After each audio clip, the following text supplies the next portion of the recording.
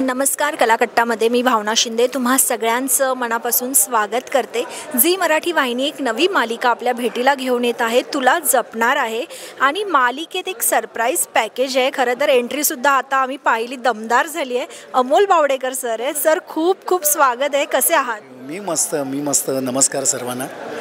काय भूमिका आहे, म्हणजे पोशाख पाहून तर एकदम आमच्या थोडंफार लक्षात येतच आहे, पण तुमच्याकडून ऐकायला आवडेल। मी बाबा रंगराज आहे। मुळात हा जो विषय आहे याच्यामध्ये मी निगेटिव्ह भूमिका करतो आहे। जसं दुःख आल्याशिवाय सुखाची किंमत कळत नाही, तर तसं या मालिकेतलं महत्त्वाचं दुःख आहे। माझ्याशिवाय सुखाची किंमत कळणार नाही आहे, त्यामुळे मी खूप खुश आहे। एक वेगळी भूमिका पुन्हा मला माझ्या वाटेला आली आहे, मजा येते काम करताना। हाच प्रश्न मला होता की कायम ना वेगवेगळ्या भूमिका तुमच्याकडे येत असतात, आम्ही पाहतोय, कशा येतात या भूमिका? ॲक्च्युली खरं सांगू तर ही देवाचीच कृपा आहे असं मला वाटतं, कारण मी असं काहीतरी करावं म्हणून कायम प्रयत्न केला नाही। हा एक प्रयत्न केला की आधी जी भूमिका केली आहे तशीच लगेच पुढच्या कुठल्याही प्रोजेक्टमध्ये सेम वाट्याला आली तर मी हात जोडून नाही म्हणून सांगतो, कारण त्याच्याहून वेगळं काही करण्यासारखं उरलेलं नसतं त्या भूमिकेत वर्ष दीड वर्षानंतर। म्हणून मी आजपर्यंत कायम तशा भूमिका नाकारत आलो। कदाचित हे एक कारण असेल की मग वेगळं काहीतरी विचारलं जातं। पण खरंच परमेश्वराचे आभार आहेत या बाबतीत की प्रत्येक वेळेला काही ना काहीतरी वेगळं वाटायला येतं खरं। नक्कीच। आणि या मालिकेतली ही भूमिका कशी आली तुमच्याकडे, आणि काय ती पहिली रिॲक्शन होती जेव्हा या भूमिकेसाठी विचारणा झाली?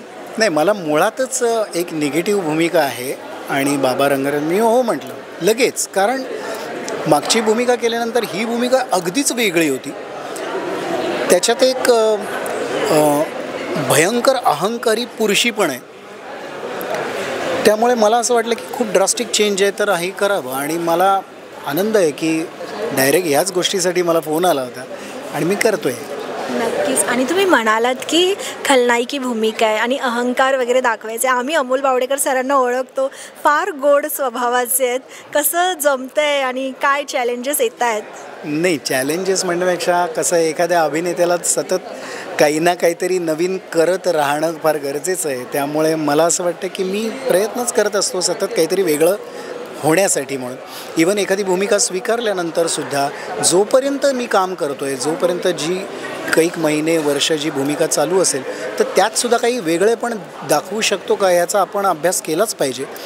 तर त्यामुळे तिथे अमोल बावडेकर नसतो, शूटिंग संपलं घरी गेलं की अमोल बावडेकर, तोपर्यंत नाही, तोपर्यंत या सेटवर तरी मी बाबा रंगराज आहे। नक्कीच। आणि पोशाखाबद्दल थोडंसं ऐकायला आवडेल आम्हाला, खूप आगळा वेगळा आणि काय म्हणू कॅची आहे खरं तर।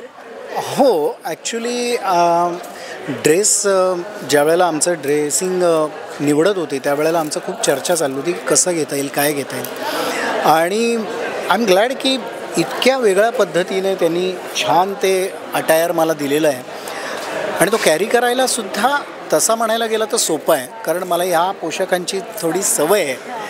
त्यामुळे मला असं वाटतं की फार रिलॅक्स वाटतं मी या पोशाखात आहे। एक तर दिसायला उत्तम दिसतं, बरं दागदागिने हा माझा आवडीचा विषय आहे, त्यामुळे जितके वाढले तितके मी खुशच झालो। माझ्या बायकोनी मला सांगितलं पण बघून, फोटो बघून, की तुमची सगळी हौस पूर्ण होते ना? मी म्हटलं हो। त्यामुळे मला असं वाटतं की ड्रेसवाल्यांचं किंवा ड्रेसिंग जे निवडतात त्यांचा फार मोठा हात असतो एखादी भूमिका प्रेक्षकांपर्यंत पोचवण्यासाठी, आणि नशिबाने मला खूप छान मिळालेलं आहे। I am happy. नक्कीच।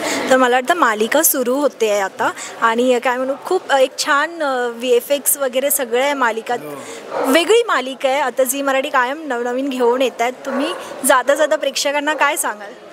मी प्रत्येकाला आवाहन करेन की नक्की बघा, कारण इतक्या टेक्निकली व्हास्ट लेवलवरती पहिल्यांदाच असा एक वेगळा विषय घेऊन आला आहे। असं नाही की याआधी VFX वगैरे झालेले नाहीत, झालेत, परंतु हा विषय वेगळा असून त्याच्यात इतके सुंदर प्रकारे ते VFX मर्ज केलेत की खरंच एक वेगळा प्रकार म्हणून बघण्यासाठी आहे। नक्की बघा, तुम्हाला सगळ्यांना हा विषयही आवडेल आणि त्याचा सिरियलचा लुकही आवडेल, नक्की बघा। थँक्यू सो मच, आणि खूप खूप शुभेच्छा नवीन मालिकेसाठी आणि भूमिकेसाठी। थँक्यू। थँक्यू।